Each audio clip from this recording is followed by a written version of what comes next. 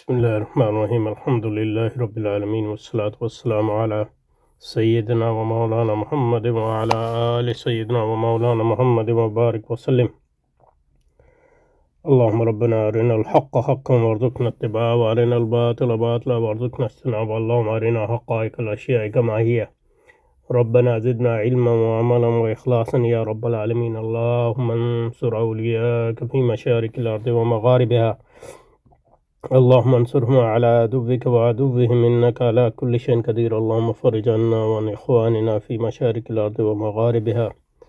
اللهم نفس كربنا وكربهم وثبت أقدامنا وأقدامهم والطف بنا وبهم يا أرحم الراحمين يا رب العالمين. وصل وسلم على سيدنا محمد وعلى آل سيدنا مولانا محمد وبارك وسلم. سبحان ربك رب العزة عما يصفون وسلام على المرسلين والحمد لله رب العالمين برحمتك يا أرحم الراحمين. آمين آمين يا رب العالمين.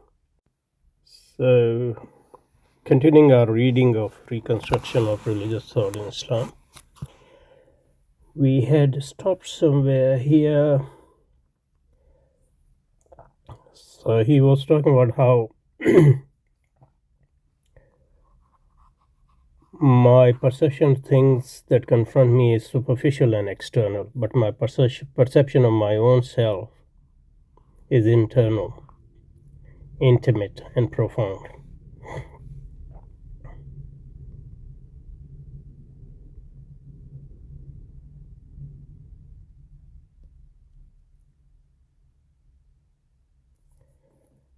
And that was falling from what he said earlier. In order to completely grasp the meaning of this persistence in time, we must be in a position to study some privileged cases of existence, which is absolutely unquestionable. So consciousness, my own existence, is one of those cases.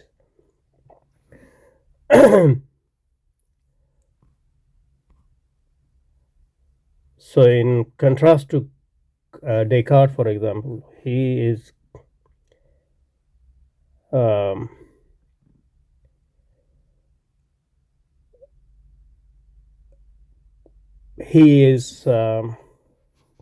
referring back to this privileged case of consciousness, not in order to question his own existence, because that seems to be certain, but in order to learn more about persistence in time. It follows, therefore, that conscious experience is that privileged case of existence in which we are in absolute contact with reality.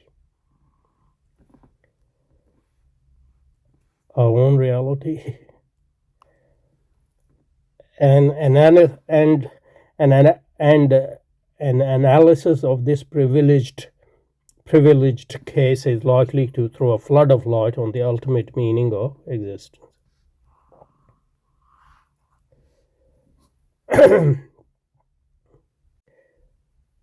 What do I do when I fix my gaze on my own conscious experience?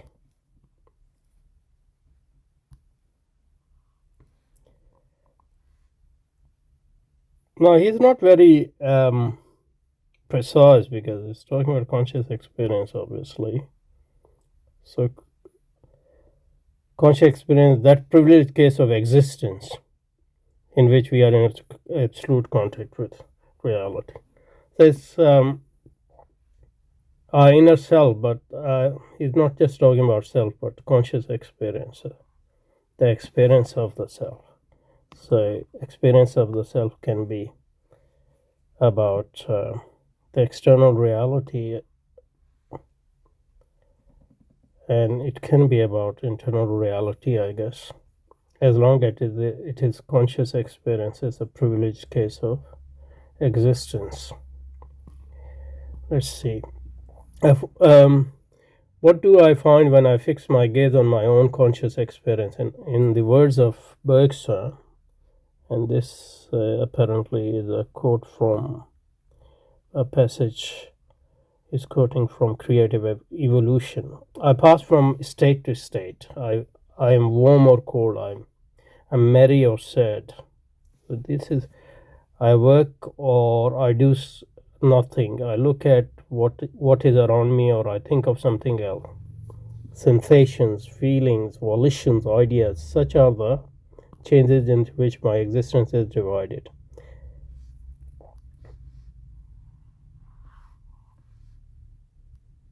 My inner so, and which color it is changes into which my existence is divided, and which color it. Uh,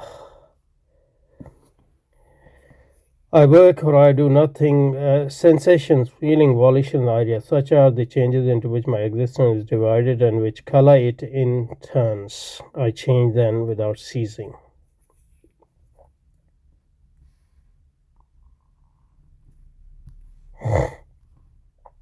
So there's a passage, and I change then without ceasing. There's a continuity in a lot of change. There's a flow. Thus, there is nothing static in my inner life.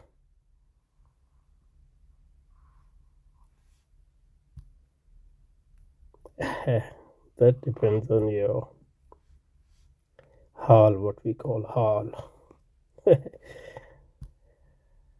All is a constant mobility, an unceasing flux of states, perpetual flow in which there is no halt or resting place.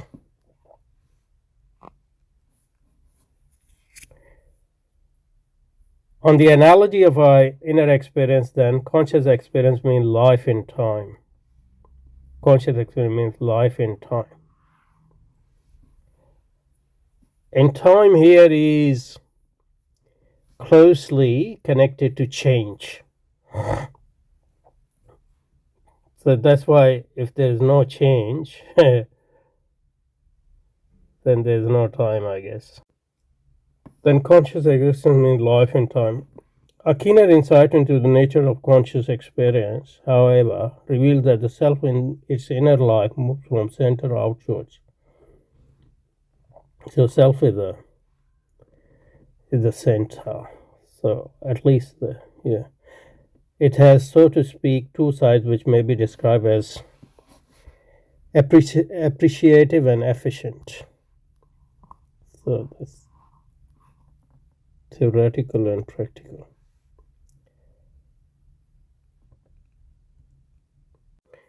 On its efficient side, it enters into relation with what we call world of space. The efficient self is the subject of associational psychology, associationist psychology. Psychology,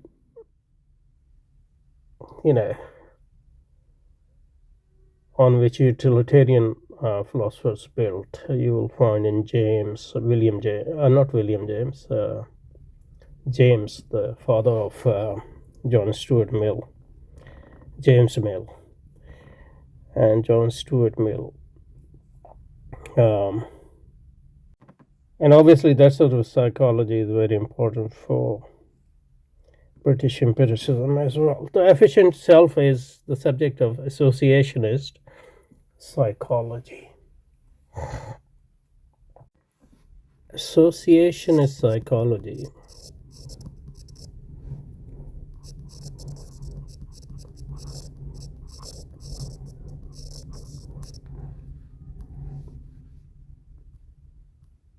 is connected to what we call associationism.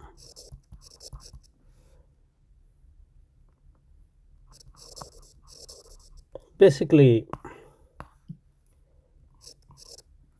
a British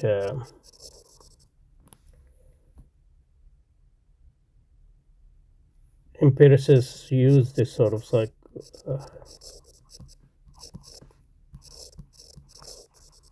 psychology in their analysis of experience.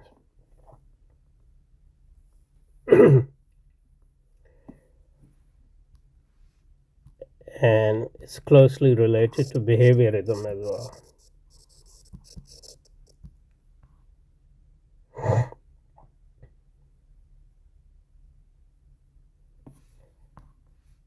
And associationism is based on a set of ideas. And what brings those ideas together is the central theme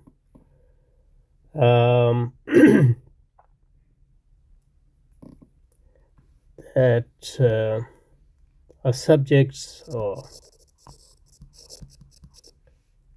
mental states. Associationism is obviously it's a psychology, a theory in psychology, one of the foundation of modern psychology, this theory. So it's about mind and mental states.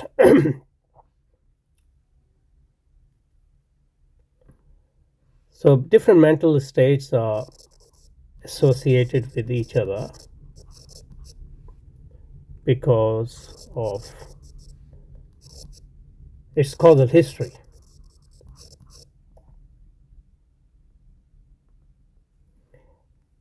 And having these mental states mean that if you bring one mental state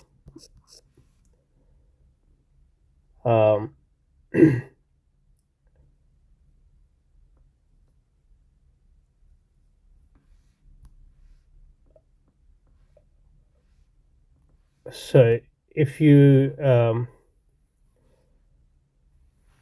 bring one mental state or a set of mental states, then giving other things being equal, mind will ensure that the other states will become activated as well.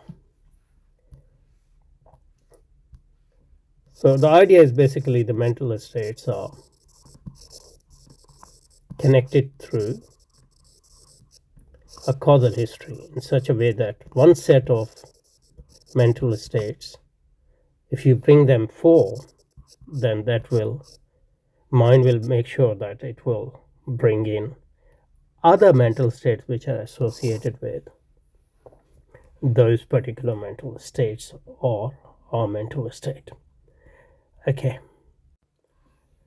So the efficient self is the subject of associationist psychology, the practical self of daily life, and it's dealing with the external order of things which determine our passing states of consciousness and stamp on these states their own special feature of mutual isolation.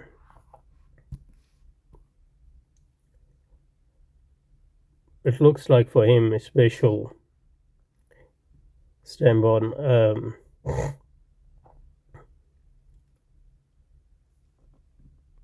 self of daily life, and it's dealing with external order of things which determine our passing states of consciousness, stamp on these states their own special features. So a special feature somehow individuate things and separate things from each other. The self here lives outside itself, as it were.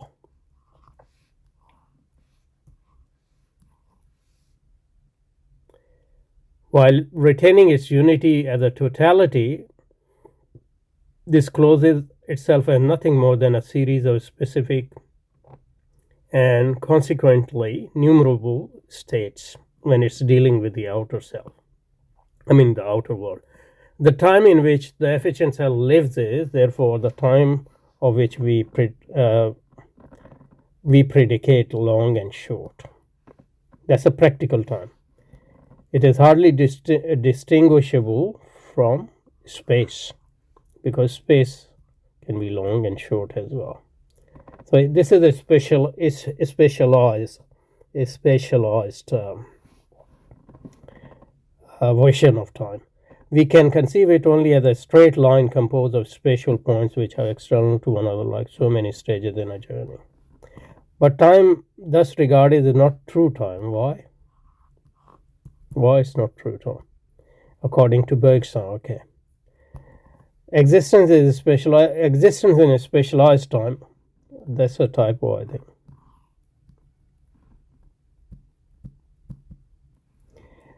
is a spurious existence. Why?